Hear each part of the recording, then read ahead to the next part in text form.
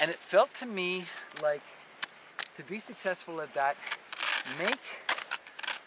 make this my stance, and make that movement the movement that's out of the order. It felt like I was, rather than making my stance like this and doing that, make my stance like this and do that with the legs. That's I would buy that.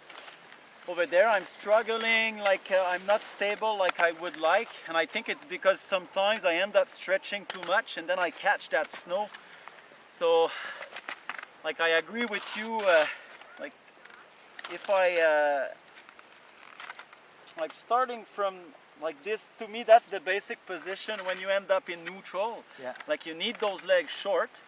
And for sure, if I allow the base to go there at the start, I'm gonna allow the mass to go too, and then I'll diverge a little bit after. Like I don't want to let it go, because I have a tendency to go in a little bit early. And then you just end up moving the skis around. But now the challenge is to activate the steering as I do this. Like this is what I'm playing with right now. Sometimes I feel I don't have enough contact to have a strong steering. I'm a little bit far away from it. So this is my feel. And so what you're working on is going here, here, and then exactly. Okay. I try to exit with the momentum a little bit more. Like the energy, like this ski is, the energy comes pretty quick.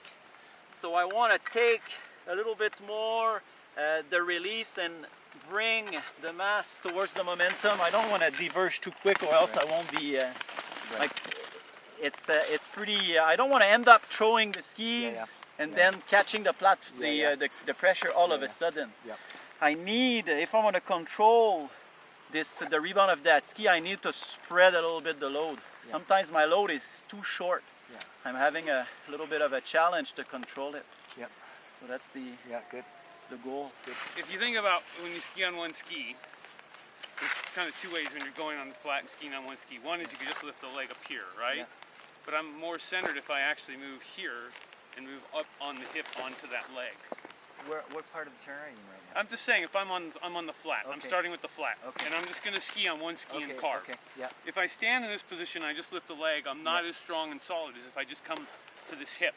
So in your movement here, you're coming up slightly onto the inside hip. I guess it's an interesting way to look at it. I feel like I'm doing this. But you're extending the leg slightly.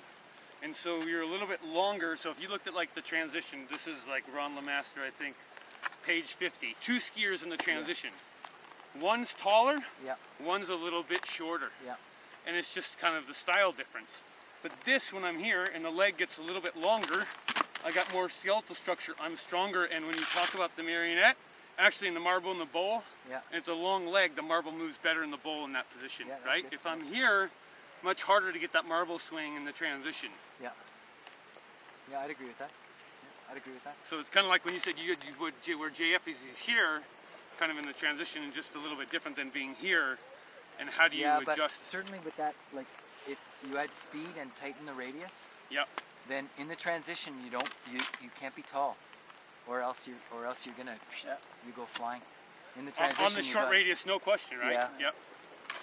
But it's just like even like looking in those World Cup pictures, the difference between here or here and here is real small, but depending on the person and then maybe also body style, right? Like it depends on the function. The reason why the legs come up more, it's because you had more pressure to deal with to stay on contact. So it doesn't matter how tall you are, it's how much load you need to control in order to keep snow contact.